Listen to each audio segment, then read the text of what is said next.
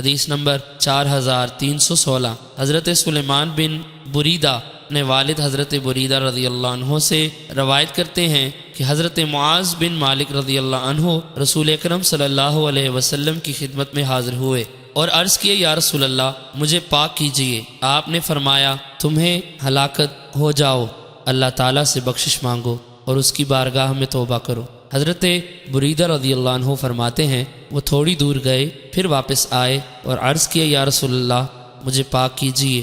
نبی اکرم صلی اللہ علیہ وسلم نے فرمایا، تمہیں ہلاکت ہو، واپس جاؤ، اللہ تعالیٰ سے مغفرت مانگو اور اس کی بارگاہ میں توبہ کرو۔ راوی فرماتے ہیں، وہ تھوڑی دور گئے، پھر حاضر ہوئے اور عرض کیا، یا رسول اللہ مجھے پاک کیجئے۔ رسول اکرم صلی اللہ علیہ وسلم نے اسی طرح فرمایا، حتیٰ کہ چوتھی بار نبی اکرم صلی اللہ علیہ وسلم نے ان سے فرمایا، میں تمہیں کس چیز سے پاک کروں؟ انہوں نے کہا، زنا سے۔ رسول اکرم صلی اللہ علیہ وسلم نے فرمایا، کیا ان کا دماغ خراب ہو گیا ہے؟ آپ کو بتایا گیا کہ یہ پاگل نہیں ہے۔ آپ نے پوچھا، کیا انہوں نے شراب پی رکھی ہے؟ ایک شخص نے کھڑے ہو کر ان کا منہ سونگھا تو شراب کی بو محسوس کی۔ رسول اکرم صلی اللہ علیہ وسلم نے پوچھا، کیا تم نے زنا کیا ہے؟ انہوں نے عرض کیا، جی ہاں۔ نبی اکرم صلی اللہ علیہ وسلم نے حکم دیا تو ان کو رجم کیا گیا۔ پھر ان کے بارے میں لوگوں کی دو رائیں۔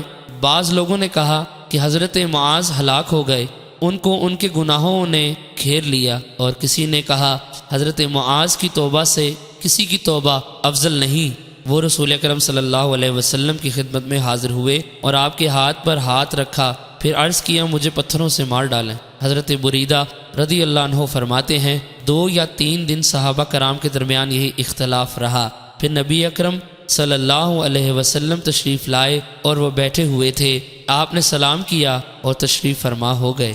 آپ نے فرمایا، حضرت معاذ کے لیے مغفرت طلب کرو۔ صحابہ کرام نے کہا، اللہ تعالی حضرت معاذ کی مغفرت فرمائے۔ حضرت بریدہ رضی اللہ عنہ فرماتے ہیں، رسول اکرم صلی اللہ علیہ وسلم نے فرمایا، حضرت معاذ نے ایسی توبہ کی ہے کہ اگر اسے تمام امت میں تقسیم کر دیا جائے تو سب کو کافی ہو۔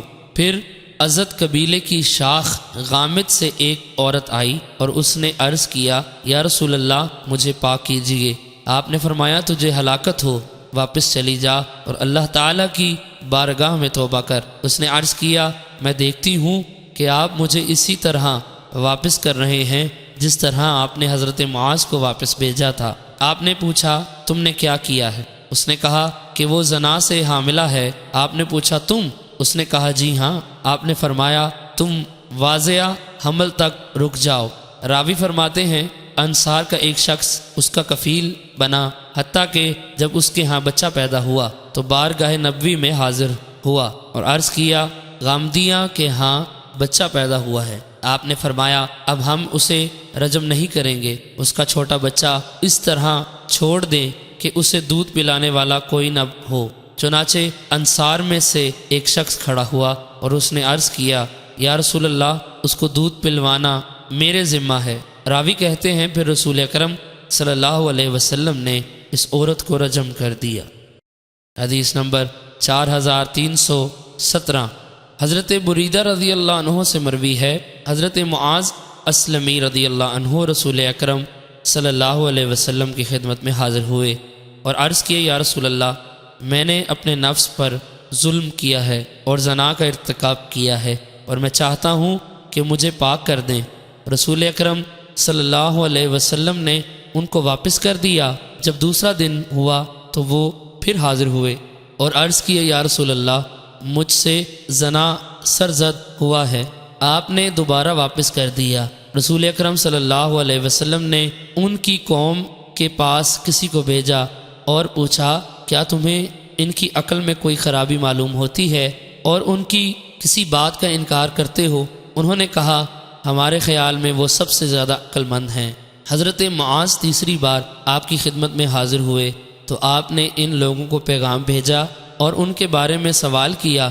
کیا انہوں نے بتایا کہ حضرت معاذ میں کوئی خرابی نہیں اور نہ ہی ان کی عقل میں کوئی فطور ہے؟ جب وہ چوتھی بار آئے تو رسول اکرم صلی اللہ علیہ وسلم نے ان کے لیے ایک گڑھا کھودنے کا حکم دیا۔ پھر آپ کے حکم سے ان کو رجم کیا گیا۔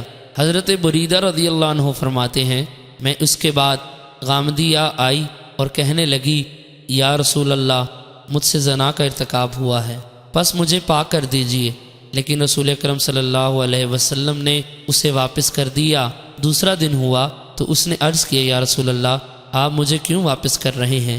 شاید آپ مجھے حضرت معاذ کی طرح لوٹا رہے ہیں۔ اللہ کی قسم میں حاملہ ہوں۔ آپ نے فرمایا اگر تو نہیں مانتی تو بچہ پیدا ہونے کے بعد آنا۔ جب اس کے ہاں بچہ پیدا ہوا تو بچے کو ایک کپڑے میں لپیٹ کر لائی اور عرض کیا میں نے اس بچے کو جنم دیا ہے۔ آپ نے فرمایا واپس جاؤ اور اسے دودھ پلاؤ حتیٰ کہ روٹی وغیرہ کھانا شروع کر دے۔ جب اس نے دودھ پلانا چھوڑ دیا تو اس بچے کے ہاتھ پکڑے حاضر ہوئی اور اس کے ہاتھ میں روٹی کا ٹکڑا تھا۔ اس نے عرض کیا اے اللہ کے نبی میں نے اس کا دودھ چھڑا دیا ہے اور یہ کھانا کھانے لگا ہے۔ رسول اکرم صلی اللہ علیہ وسلم نے بچہ مسلمانوں میں سے ایک مرد کو دے دیا ہے، پھر اس کے بارے میں حکم دیا اس کے لیے سینے تک گڑھا کھودا گیا اور آپ نے لوگوں کو حکم دیا تو انہوں نے اسے رجم کیا۔ حضرت خالد بن ولید رضی اللہ عنہ پتھر لے کر آگے بڑھے اور اس کے سر پر مارا۔ حضرت خالد کا چہرہ اس کے خون سے لتھرا گیا تو انہوں نے کوئی برا کلمہ کہا۔